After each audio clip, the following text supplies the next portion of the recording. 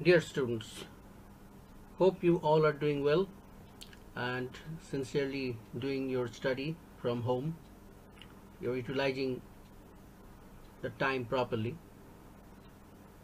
So let me start my 7th lecture on acid-base chemistry.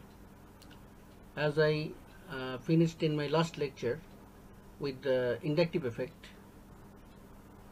when comparative acidity and basicity were studied. Now, the comparative acidity and basicity, the discussion on it will be continued with the last example or the last parameter, which is the resonance effect. So let's move to the resonance effect with only two examples, in one example for acid and one example for base. Then after that I will conclude this comparative study of acidity and basicity.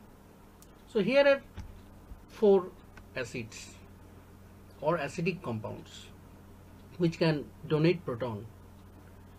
So the production of proton is possible due to cleavage of the HO bond, so that after cleavage of the HO bond, the electron pair that is producing a negative charge on oxygen atom, that can be delocalized on the entire molecule, entire rest of the molecule, or the moiety of the molecule.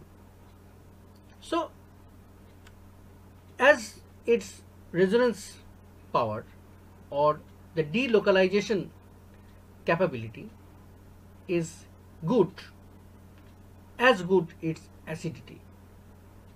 For example, phenol. Let's take the example of phenol, which is actually does not have any carboxylic acid group. Still it is an acid which is better known as carboxylic acid, C6H5OH. Now after having released the proton, it is the phenoxide ion which has 6 electrons on oxygen, that means 3 lone pairs of electrons on oxygen, which producing a negative charge on it. Now this negative charge can be delocalized to the entire benzene ring via resonance. So this is resonance effect, by which relative acidity and basicity can be well explained. So this electron can form a double bond here, and then this double bond breaks and this negative charge shifts here in this carbon number 2. Then next number 4, and then next number 6. So these are the locations where the negative charge can accumulate, and thus overall the ring becomes partially negative, and hence the whole negative charge on oxygen of the phenoxide ion is delocalized to make the phenoxide ion stabilized, so that the phenol molecule can easily donate a proton to show its acidic property.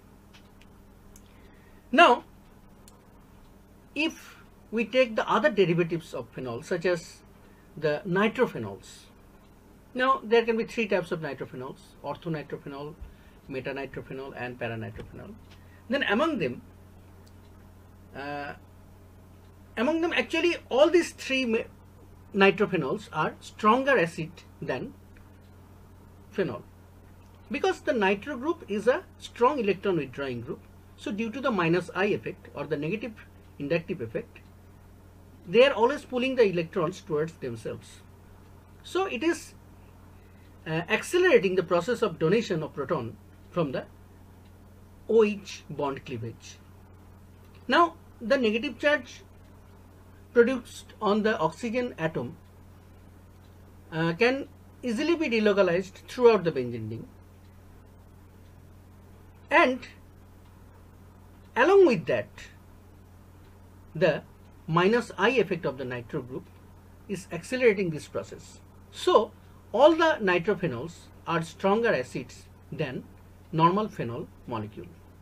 Now among these 3, which one is the least acidic and which one is the most acidic? Among these 3, the metanitrophenol molecule is the least acidic molecule, because Here the only minus I effect is playing the role in accelerating the process of cleavage of the OH bond, because there is no scope of delocalizing the negative charge over the nitro group. Okay, only the negative charge can be delocalized through the throughout the benzene ring. So here double bond cleavage, carbon number 2, then carbon number 4, and then carbon number 6, but nitro group exists on carbon number 3, but the negative charge cannot accumulate on carbon number 3. It only accumulates on carbon number 2 or carbon number 4. Okay, so that is why this charge cannot delocalize, further delocalize on the nitro group. So metanitrophenol is more acidic than phenol, but metanitrophenol is less acidic than paranitrophenol as well as than orthonitrophenol. Now let's compare orthonitrophenol and paranitrophenol. Both are almost equally acidic, because the negative charge not only delocalizes throughout the benzene ring, but also it delocalizes on the nitro group too. Look here, the electron pair released by cleavage of the OH bond makes a double bond here. Then this double bond makes a double bond here in between two. Then this double bond breaks and makes a double bond here between carbon and nitrogen, and this double bond is broken and the electrons are withdrawn on the oxygen. So these two oxygen becomes negatively charged. So this is highly accelerating the process of OH bond cleavage. Thus paranitrophenol as well as orthonitrophenol are strongly acidic. Here also the same thing happens. The not only the negative charge getting delocalized throughout the benzene ring, but also it is getting delocalized over the nitro group. Now among para and orthonitrophenols, paranitrophenol is little more acidic, because the proton in the orthonitrophenol is little bit engaged in formation of the intramolecular hydrogen bonding. So it becomes a little difficult for the proton to get released from after cleavage of this OH bond. That is why this proton gets engaged in forming the hydrogen bond with this oxygen of nitro group. This is an intramolecular hydrogen bond, and due to that this proton is more free to be released than this one. So this is the resonance effect, and thus we find that phenol is less acidic than metanitrophenol, which is less acidic than orthonitrophenol, and which is further more less acidic than paranitrophenol. Now we have the example of bases also, such as aniline is a weaker base than alkyl amines. So alkyl amines have the alkyl groups which have plus I effect. That means they are actually pushing the electron. They are not pulling, they are rather pushing the electron towards nitrogen. So the availability of lone pair makes them highly basic. On the other hand, if this amino group is attached with benzene ring, then the lone pair can go to the benzene ring via resonance. Like this lone pair can form a double bond with nitrogen, and this double bond breaks and the negative charge can be spread throughout the oxygen atom, throughout the benzene ring, and this type of partially positive and negative charges formed, and thus the availability of the lone pair of the amino group, nitrogen of amino group, becomes less, and hence the basicity of aniline becomes less than the normal alkyl amines. So that's all about the relative acidity and basicity. Now we move to a new topic, subtopic, which is the solvent effect. So what is the solvent effect, or what are the types of solvents? Already we have studied, or we have understood the solvent theory of acidity and basicity, which is the Franklin's theory. So that is the theory under which circumstances some substance is either acidic or basic. But here now what we are going to discuss is under which circumstances the substance is more acidic or more basic, or whether they are equally acidic or basic. So let's discuss our types of solvent on the basis of proton interaction. So there are mainly 4 types of solvents: acidic solvent, basic solvent, amphoteric solvent, and the aprotic solvents. Acidic solvents are those which have strong tendency to proton transfer. Basic solvents are those which have strong affinity towards protons. Amphoteric solvents are those which can act as both donor and acceptor of protons, and those which are inert to proton transfer are aprotic solvents. Examples of acidic solvents are sulfuric acid, acetic acid. Examples of basic solvents are ammonia and pyridine. Examples of amphoteric solvents are water, ethyl alcohol, etc., whereas the aprotic solvents are carbon tetrachloride, benzene, etc. Now, solvent leveling and differentiating. What is solvent leveling and what are differentiating solvents? Actually, some substance may be highly acidic or highly basic, or they are weakly acidic or weakly basic. Now, there are so many theories.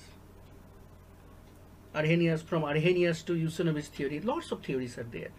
So, from Lewis theory also is the best theory, the Lewis acid-base theory.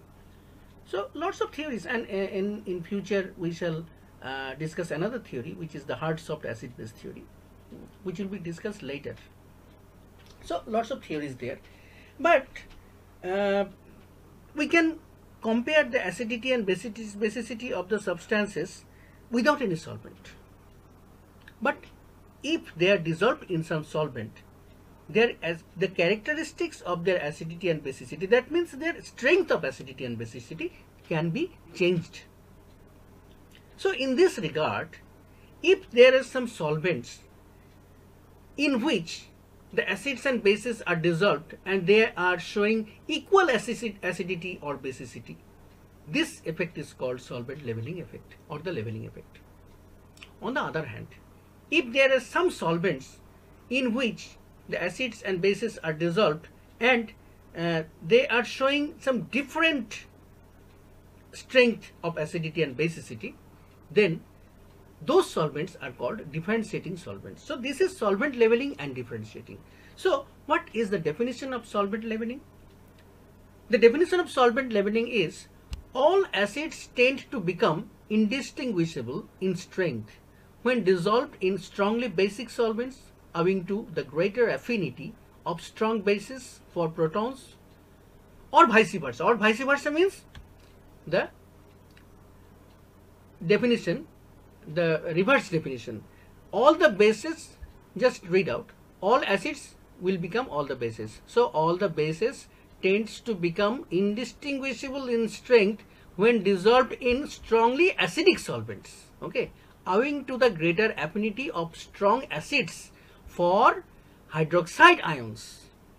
So this effect is called the leveling effect. That means after having been dissolved in those solvents, they are showing equal acidity or equal basicity. We cannot distinguish them. So this is called solvent leveling. So examples, if you take a strong base as a solvent, as we have seen that there are basic solvents also.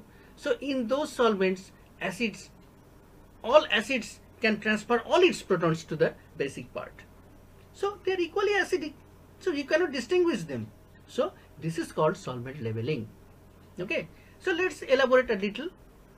In a leveling solvent, many acids are completely dissociated, as what I have said.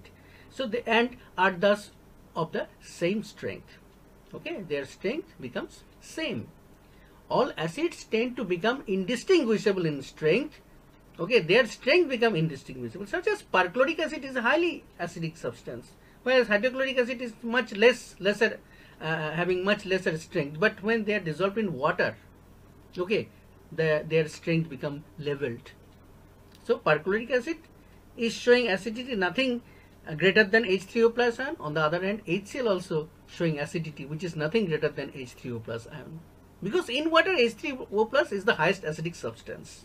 Okay, so this is leveling effect. So all acids tend to become indistinguishable in strength when dissolved in strongly basic solvents. Here we are saying strongly basic solvents. For some acids it is in only water.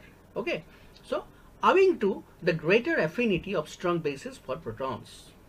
So this is solvent leveling effect. Now what is solvent differentiating or differentiating solvent? In a differentiating solvent, various acids or bases also, okay, various acids and bases dissociate to different degrees and thus have different strengths. Here you add another phrase which is various acids and bases, okay, which is the word is missing here. Now let's elaborate.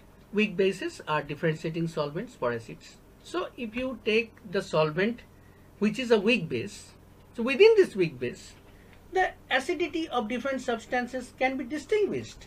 They show different types of acidities. In such a solvent, various acids dissociate to different degrees and thus have different strengths. In another example, anhydrous acetic acid as a solvent, that means you are taking anhydrous acetic acid as a solvent, okay, which is a weaker proton acceptor than water. Means acetic acid is glacial, or it does not have any kind of water present in it. So this is anhydrous acetic acid. Sometimes it is also found as CH3CO OCH3. Okay, that means CH3CO whole twice O, acetic anhydride. Okay, so this is a weaker proton acceptor. Strong aqueous acids such as hydrochloric acid and perchloric acid are only partly dissociated in anhydrous acetic acid, and their strengths are unequal. As I have said, in water hydrochloric acid and perchloric acid are equally acidic, but in anhydrous acetic acid they are unequally acidic, and you find that perchloric acid is about 5,000 times stronger than hydrochloric acid in this solvent. So perchloric acid is 5,000 times stronger than hydrochloric acid in anhydrous acetic acid, while when you dissolve them in water they become equally acidic. So this is solvent differentiating and this is solvent leveling. Now there is one more effect which is called the co-solvating agent. Now co-solvating agent is such an agent which makes some other weak substance a stronger substance. That means a weak acid to a stronger acid, or a weak base to a stronger base. Okay. So what is a co-solvating agent? A co-solvating agents are those substances which interact more strongly with the anion A negative. That means such take the example of NH2 minus, or neutral molecule HA. Take the example of hydrofluoric acid HF. The cation BH plus. Take the example of NH4 plus ammonium ion, or the neutral base B such as NH3 neutral base B. Then solvent itself. That means it is not interacting with the solvent, but this co-solvating agent is reacting with the base. If it is acid, it is reacting with the base. If it is base, it is reacting with the acid. Okay. So these moieties are these one: A negative, HA, BH plus, or B. So what happens after that? Thereby increasing the ionization of the acid HA. It enhances the process of ionization of the acid HA or the base B in the medium. Let's take an example such as boron trifluoride is a co-solvating agent. Hydrofluoric acid is a weak acid in water. But if you add BF3 in that aqueous solution of hydrofluoric acid, it becomes a stronger acid. Why it becomes a strong acid? Because BF3 takes up the F minus ion from HF. Here this HA is HF, okay, and from this it is reacting with the A negative.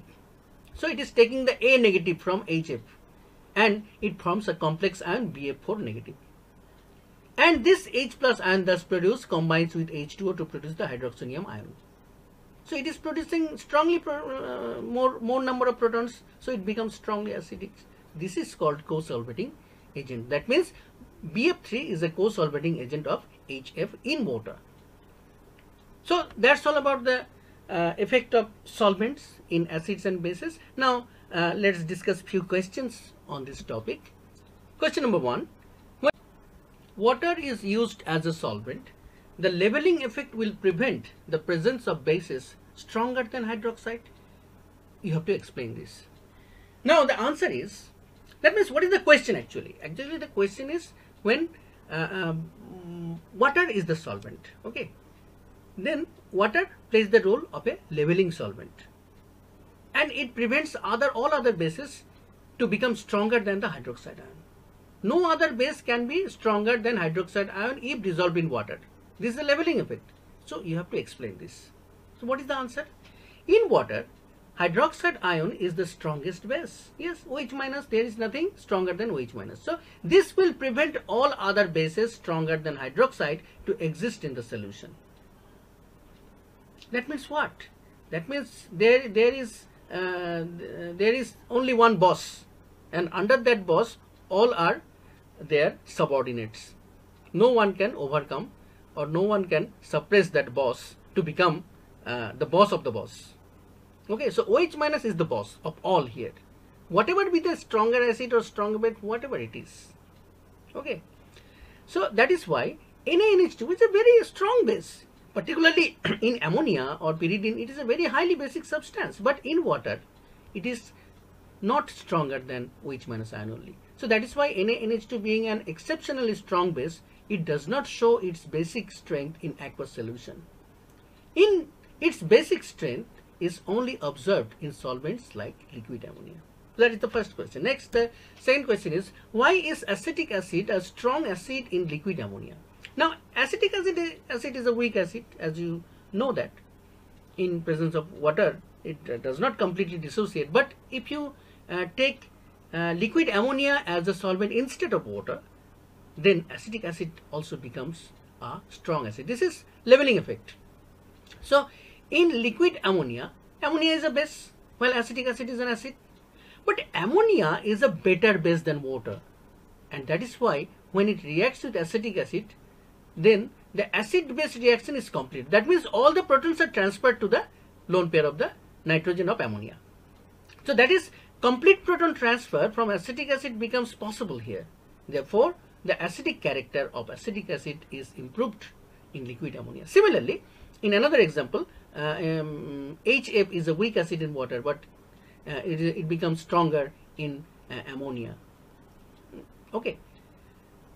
So if you are asked that HF is a weaker acid, but in presence of ammonia it is a stronger acid, why? Then the answer should be ammonia is a base. It takes up all the protons of HF. So this shows strong acidity of HF. And the last question, why does aqueous solution of ammonium chloride, which is weakly acidic, becomes strongly acidic in presence of cupric chloride? Suppose you have taken the aqueous solution of ammonium chloride. Now this is not showing more acidity. Actually, ammonium chloride is hydrolyzed to produce NH4OH, then plus HCl, but HCl dissociate to form H plus and Cl minus. So it's an acidic substance. But this acidity is some weak acidity. Now, if you add cupric chloride to this solution, it becomes very strong acid, highly acidic. Why? This is actually due to the co-solvating effect of cupric 2 plus ion. Here, cupric 2 plus ion is a co-solvating agent which reacts with the NH4 plus to produce this complex ion. Okay, tetramine copper 2 complex ion is formed. Along with this, the proton released by this NH4 plus is taken up by the water medium to produce hydroxonium ion, and thus the acidity level is well improved. So thus addition of cupric chloride in aqueous solution of NH4OH. Oh, sorry, this is not NH4OH. This should be NH4Cl. This is printing mistake. Oh, make the correction. This is NH4Cl. Okay. I repeat, this is printing, this is typing error. This should be NH4Cl. Okay. Helps in production of H3O plus ion to increase the acidity of the solution. So that's all for today. If you have any question, then you can ask me. Thank you.